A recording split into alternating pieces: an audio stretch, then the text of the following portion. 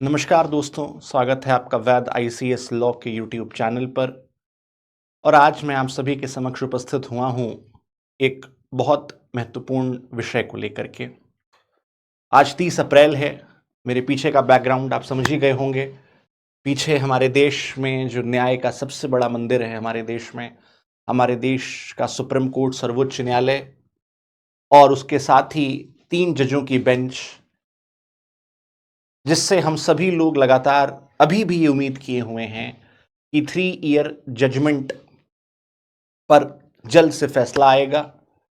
और कम से कम अगर ये 3 साल नहीं हटता है तो कम से कम इसमें किसी प्रकार का कुछ मॉडिफिकेशन, कुछ सुधार, कुछ संशोधन देखने को मिलेगा, ताकि ऐसे में वो तमाम बच्चे जो लंबे समय से जुडिशियल सर्विसेज की प्रिपरेशन कर रहे हैं या प्रिपरेशन करना चाहते हैं, तो बजाय इसके कि वो 3 साल प्रतीक्षा करें, उन्हें 2 साल या 1 साल की प्रैक्टिस के बाद ही उन्हें जुडिशियल सर्विसेज में बैठने का अवसर दिया जाए। अब लंबे समय से इस बात को लेकर के छात्रों में बड़ी निराशा थी। पिछले वर्ष 20 मई 2025 से, जब से लोअर जुडिशरी में, पीसीएसजे में ये 3 साल की प्रैक्टिस को इंपोज किया गया था, उस वक्त ऑनरेबल जस्टिस बी.आर. गवई साहब सीजेआई हुआ करते थे।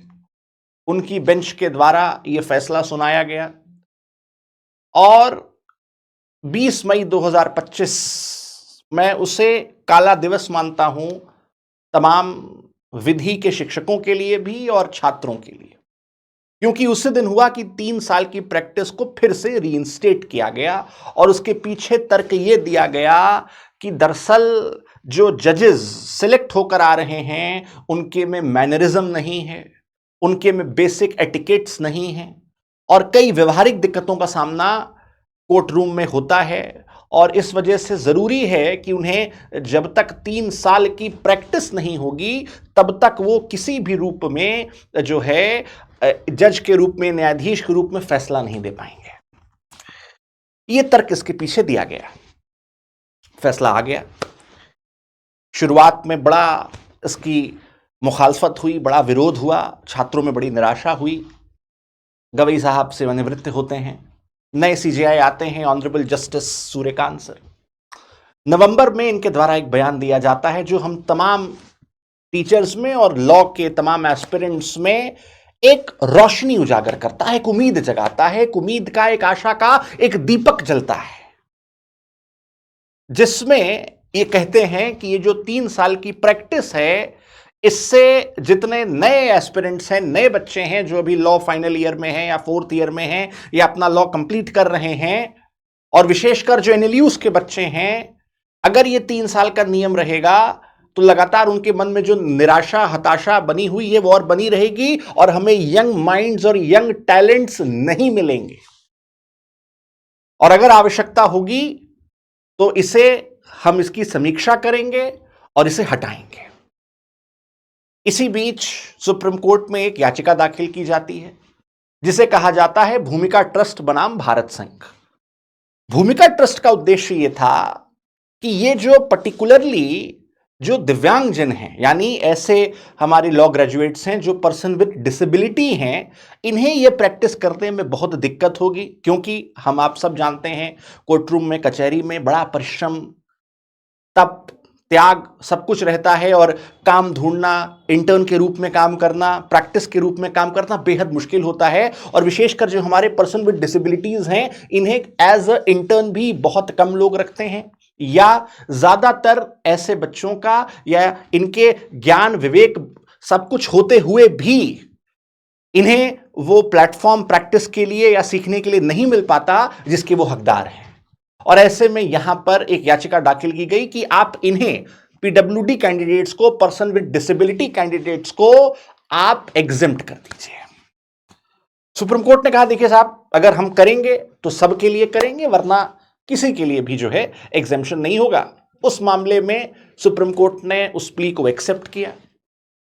कई सारी पिटिशंस जो कई शिक्षण संस्थानों के द्वारा भी दाखिल की गई थी, उन सबको क्लब किया, और ऐसे में इसकी सुनवाई शुरू हुई।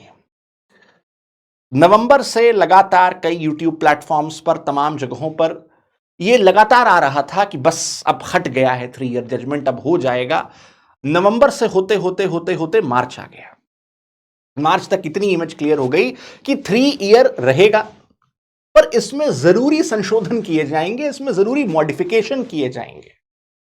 और मॉडिफिकेशन यह होगा कि ये जो 3 साल का नियम है इसे एक साथ इंप्लीमेंट नहीं किया जाएगा, इसमें कुछ ना कुछ संशोधन करेंगे। ज्यादातर लोगों ने इसमें उम्मीद ये लगाई कि ये शायद 2+1 होगा, यानी कि 2 साल की प्रैक्टिस और 1 साल की रिगरस ट्रेनिंग। कुछ ने कहा साहब ये भी कर सकते हैं कि आप जो बेंचेस में और जब तक हियरिंग हो रही थी जो सजेशन दिया गया कि आप एंट्री सबके लिए कर दीजिए, 3 साल की रिगरस ट्रेनिंग कर दीजिए।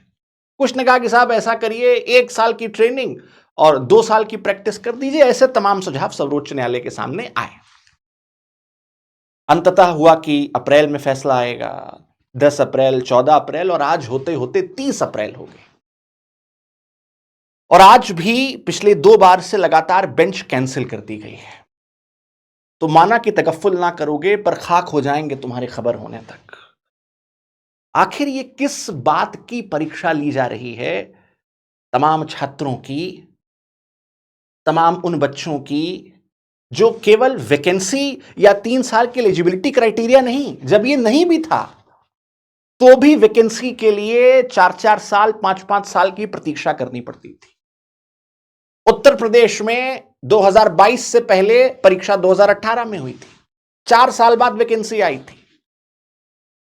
उसी तरीके से कई ऐसे राज्य हैं जहां पर 2.5 साल, 3 साल, 4 साल का इंतजार करना पड़ता था, तब जाकर के प्रारंभिक परीक्षा के में बैठने का अवसर प्राप्त होता था। और ये जो प्रक्रिया होती है इसमें प्रीलिम्स, मेंस, इंटरव्यू, ये तीनों स्टेजेस होते हैं, तीनों में बड़ी अनसर्टेनिटी रहती है। और ऐसे में वो बच्चा जो, या वो एस्पिरेंट, वो लड़का, वो बच्ची जो जुडिशियल सर्विसेज की प्रिपरेशन करते हैं, वो एग्जाम देने के पहले 2.5 साल, 3 साल अपने आप को इस पूरी तैयारी में झोंक देते हैं। और ऐसे में आज जब इस बात की उम्मीद थी, इस बात का विश्वास था कि सर्वोच्च न्यायालय कुछ ना कुछ राहत हमें प्रदान करेगा, तो लगातार बेंच को ही कैंसिल लगातार किया जा रहा है। अब देखिए, चूंकि मामला सर्वोच्च न्यायालय के समक्ष लंबित है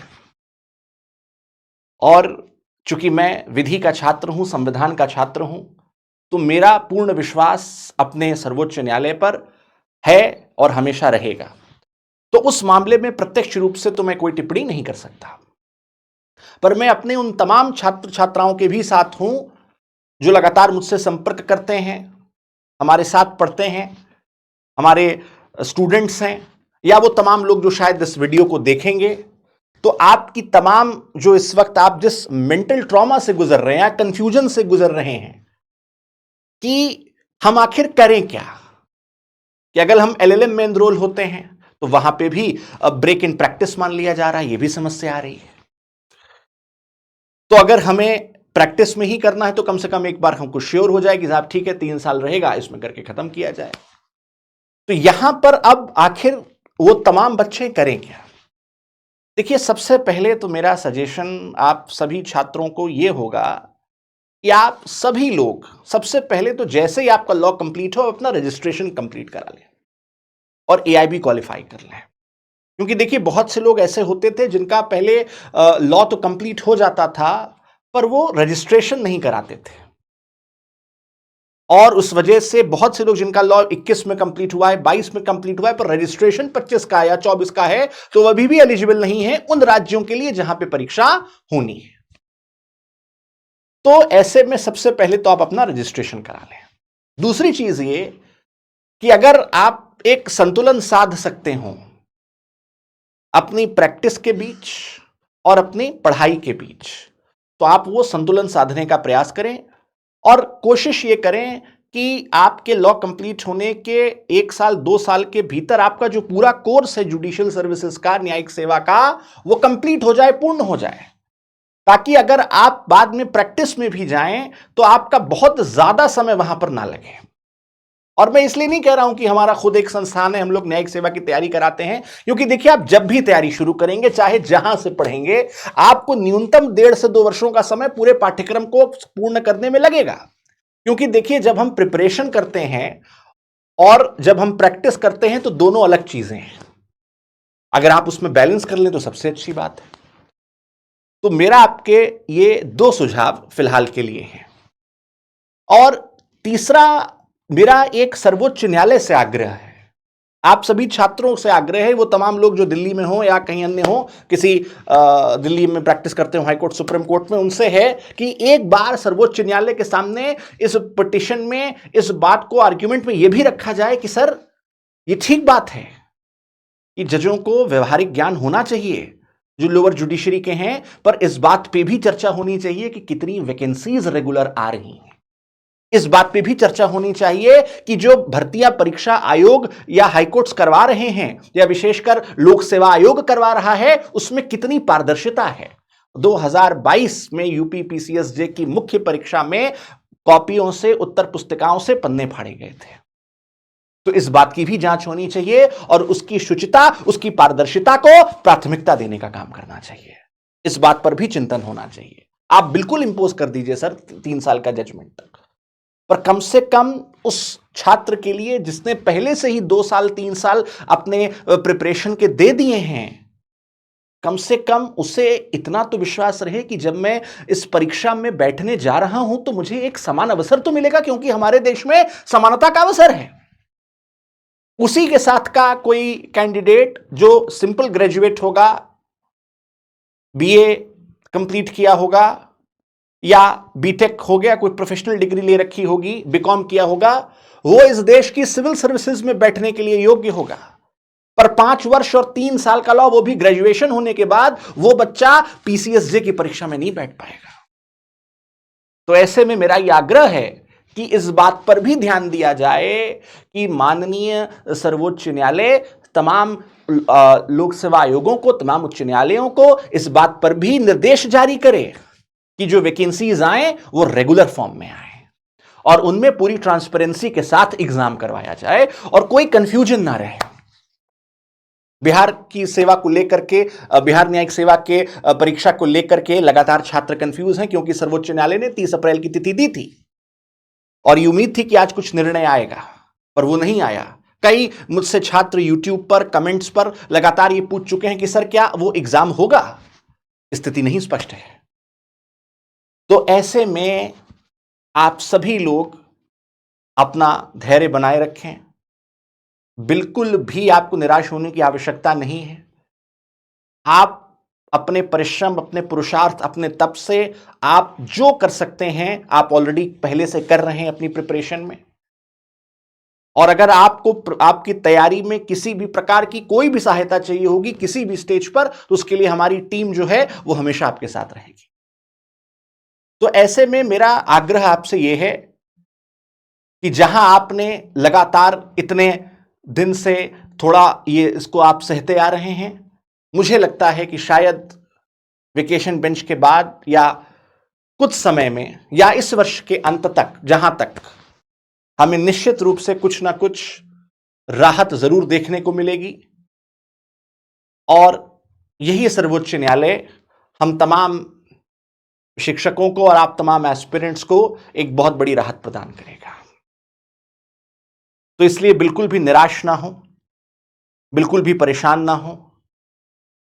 आपकी सारी जो मनोस्थिति है वो मैं अच्छे से समझता हूं और आप अच्छे से बिना अपना वक्त गवाए, मैं जानता हूं ये बड़ा मुश्किल है कि परीक्षा में बैठेंगे नहीं बैठेंगे, क्या होगा क्या नहीं होगा। वो तमाम लोग जो बिहार जुडिशियल सर्विसेज या एपीओ की तैयारी कर रहे हैं, आप अपनी तैयारी करते रहें, क्योंकि अपना वक्त ना जाया करें, क्योंकि कई सारे इम्तिहान आपके सामने हैं। माना कि सिविल जज के नहीं हैं, बट फिर भी जितने लोग एलिजिबल हैं या जिनका लॉ कंप्लीट है, आप तमाम जगहों पर एपीओ एडीए की वैकेंसीज आ रही है, आप उन पे फोकस करिए, क्योंकि देखिए परिश्रम और पढ़ाई जो है कभी भी व्यर्थ नहीं जाएगी। तो वो ऐसे तमाम समकक्ष इम्तिहान जो आप दे सकते हैं, आप उसकी तैयारी करिए। विधि आप अपना पढ़ते रहिए। तो जहां पे एडीए का एग्जाम है, जहां पे एपीओ का एग्जामिनेशन है, वो आप तमाम एग्जाम दीजिए। तमाम हरियाणा का भी जो तमाम चीजें हैं, सिलेबस वो जो है आ चुका है। तो अंत में मैं आपसे इतना ही कहूंगा कि रख हौसला वो मंजर भी आएगा, रख हौसला वो मंजर भी आएगा, प्यासे के पास चल के खुद समंदर भी आएगा। रख हौसला वो मंजर भी आएगा, प्यासे के पास चल के खुद समंदर भी आएगा। और यूं थक के ना बैठ ए मुसाफिर, यूं थक के ना बैठ ए मुसाफिर, मंजिल भी मिलेगी और मिलने का मजा भी आएगा। तो इसी क्या माना कि ये दिन थोड़े संघर्ष से भरे हैं, बड़ा मेंटल प्रेशर है, एंजाइटी है, पर सौभाग्य न सब दिन सोता है, आगे देखें क्या होता है। तो इसी स्पिरिट के साथ, इसी उम्मीद के साथ आप अपनी प्रिपरेशन जारी रखें। आपको किसी भी चीज की आपकी तैयारी में कोई भी आवश्यकता हो, आप हमसे संपर्क कर सकते हैं और हम ये उम्मीद करेंगे माननीय सर्वोच्च न्यायालय से कि जल्द से जल्द इस मामले का निस्तारण किया जाए। मैं ऐसे तमाम वीडियोस और तमाम अपडेट्स आपके लिए लाता रहूंगा। आप फॉलो करते रहें वैद ICS लॉ।